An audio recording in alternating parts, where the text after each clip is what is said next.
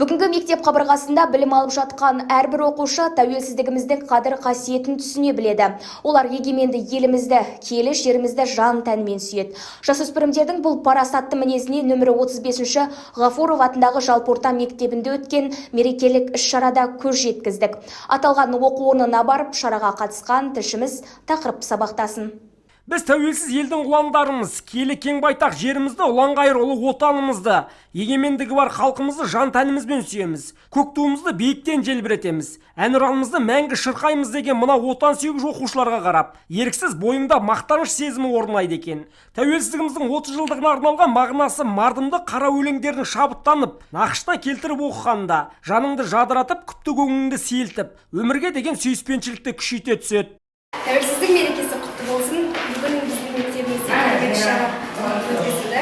Мен елімді, халқымды өте қатты жақсы көремін. Қазақ тілінде мақтанамын, ұранға алаш деген атты аламын. Сүйгенім қазақ, өмірі өзім қазақ, мен неге қазақтықтан сақтанамын. Оқушылар бар өнерін көрсетіп, тәуелсіздікті барынша қастерлей білетіндерін паш етіп болған соң, аудан әкім орынбасары Нұрболат Талипов сөз алды. Тәуелсіздік мерекесімен құттықтап іс-шараның кең көлемде өткізілуіне атсалысқан нөмірі 35-ші Ғафуров атындағы жалпы орта мектебінің әкімшілігіне өз алғысын айтты.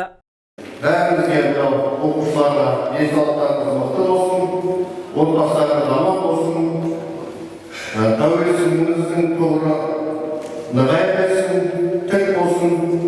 Рухы биік, бойында ар-ожданы бар, ерлікті бағалай білетін, тәуелсіздікті қастерлей алатын балаларды тәрбиелеуде ұстаздарға артылатын сенімнің жүгі ауыр. Бұны біз жете түсінеміз. Әрдайым ізденісте жүреміз. Әрбір оқушының бойына жағымды қасиеттерді дарытуда аянып қалмаймыз дегенді айтты. Директордың міндетін уақытша атқарушы Иса Ғасанов.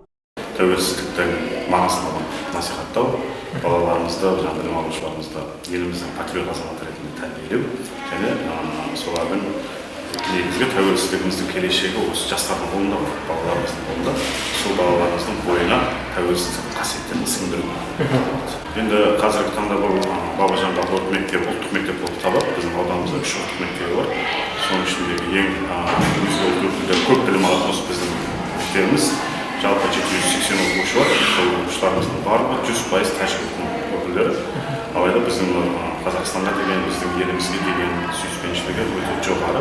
Оны білім саласында, тәрбие саласында байқауға болады. 30 жылда таңғажайып тәуелсіздіктің халқымызға бергені мол. Әлеуметтік жағдайымызға қан жүріп, тірлігімізді тіктеп, бірлігімізді нығайта түстік. Ендеше тәуелсіздігіміздің тұғыры бекем, еңсесі биік болғай.